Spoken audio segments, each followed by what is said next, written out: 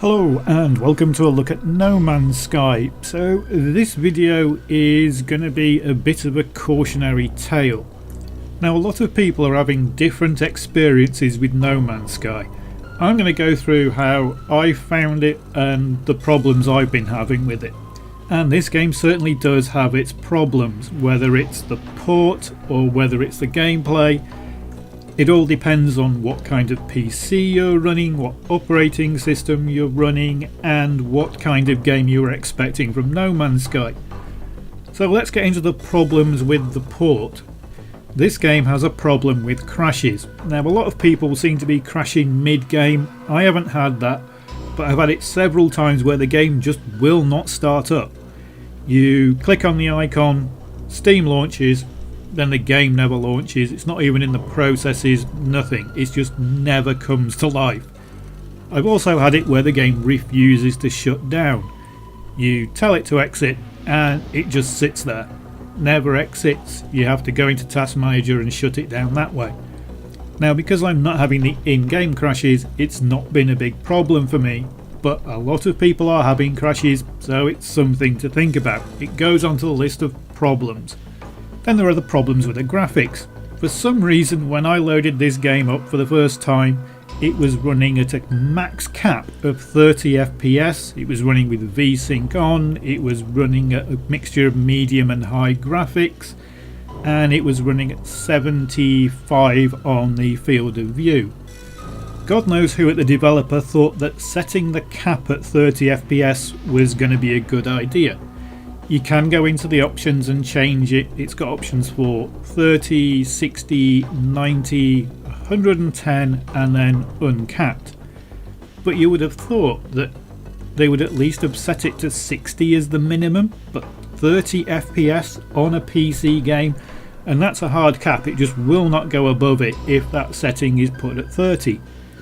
Now in terms of frame rate, I'm getting between 90 and 110 frames per second on a 980 Ti, so the game runs pretty smoothly once you've got the graphics settings sorted out, but it doesn't look particularly great. Now you could say that No Man's Sky has its own art style which is a bit cartoony, but there's just something lacking in the graphics, and the game suffers from horrendous popping. You can't set the view distance in the graphics settings. When you fly down to a planet, it doesn't even try to draw in textures except in the small area that your ship's going to go towards.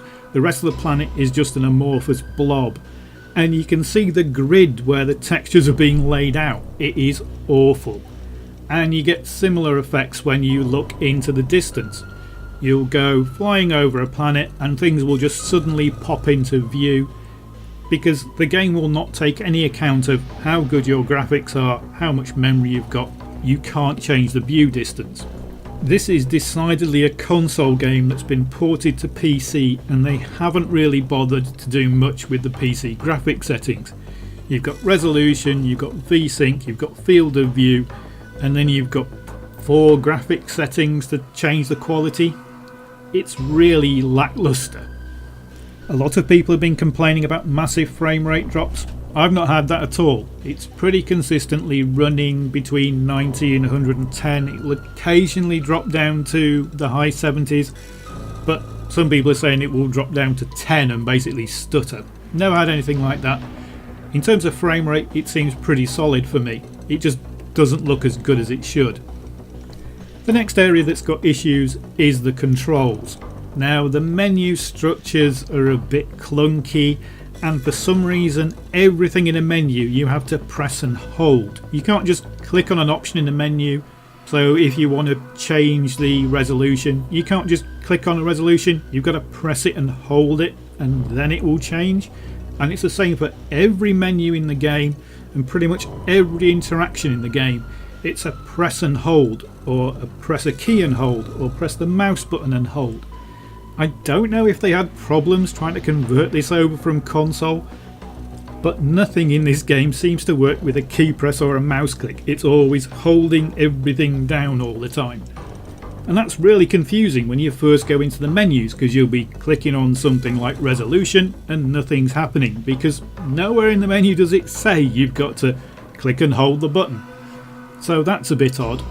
There also seems to be some weird mouse acceleration with the game. When you turn and you aim at something, you often tend to be off for some reason. So sometimes you'll pull up short and sometimes you'll go past what you were trying to aim at.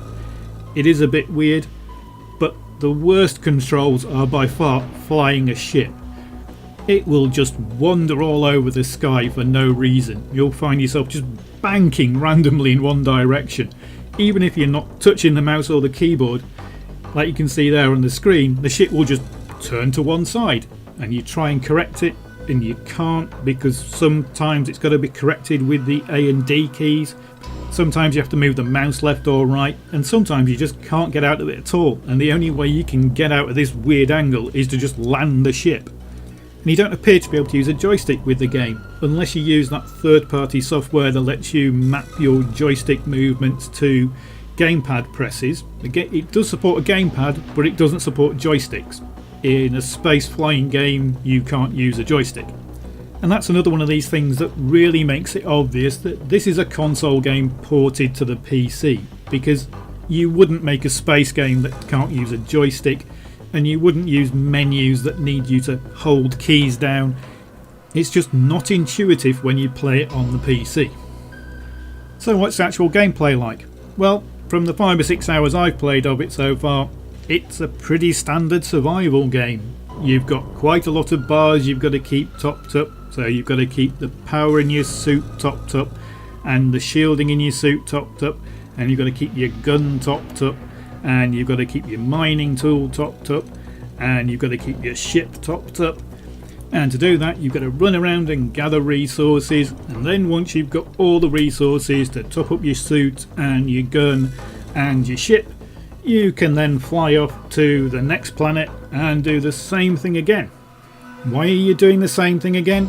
Well, the game doesn't tell you. I know that the goal is to get to the centre of the galaxy, but the game never tells you that.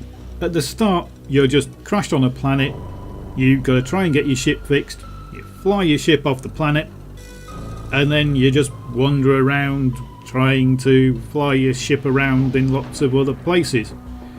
You know, I came across a space station, I docked into it, and I was sat there thinking, why would I leave the space station? I've got off the planet, I've got to a space station, I'm now somewhere safe with a ship, and I've got some money. What more do I actually need? Why am I trying to get to anywhere? The game just never tells you. So it's a massive open world survival game with no real quest system, with no real goal, and it's not like you can just turn around and go, well, I think I'll just colonise this planet. I'll sit here and build things, because there's no building system. You can upgrade your suit and you can upgrade your weapon and you can buy other ships off people in space stations, but you can't actually build anything meaningful. It's all just adding bits on or buying new equipment. So while you can craft things, it's all kind of crafting things as add-ons for things you already have. So it's a sandbox survival game with no real crafting system. So it's got multiplayer, right? We were told No Man's Sky was going to have multiplayer. No, No Man's Sky is purely single player. In one of the menus there's a little option that says you are not connected to the online network. That's as close as you get to multiplayer, it seems. So where everybody looked at the trailers for this game and went, wow, they're really not telling you anything about this game, that's because there's really not a lot in this game. It's a sandbox game. Well, that just means you can go anywhere, but there's no real purpose to going anywhere because the game never tells you what the purpose is. It's an exploration game. Well, that's obvious because it's a sandbox. It's a survival game that you've pretty much just got to fly around making sure the bars are full up. They may not be hunger and thirst, but they're still bars you've got to keep topped up by gathering resources. And all of this leads to No Man's Sky just not feeling like a completed game. The graphics and the controls make the gameplay feel clunky and awkward. Now you can forgive that if the game itself is entertaining. Now this is just my personal opinion, but if you're going to have an open world exploration sandbox, then in single player it needs a quest system or a goal or a plot or a storyline or something. if you're not going to have a storyline in the game, then it needs to be multiplayer so the players can make their own story. But a single player sandbox game with no storyline, well, that just doesn't work for me. It's like there's a large part of the game missing, and that's how I feel about No Man's Sky. It just doesn't feel like a completed game. It's missing graphics elements, it's missing control elements, and it's missing gameplay elements. As it stands at the moment, I wouldn't recommend No Man's Sky to a friend. Maybe when there's been a few updates and a few patches and they've added extra things into the game, but at the moment it just feels half done.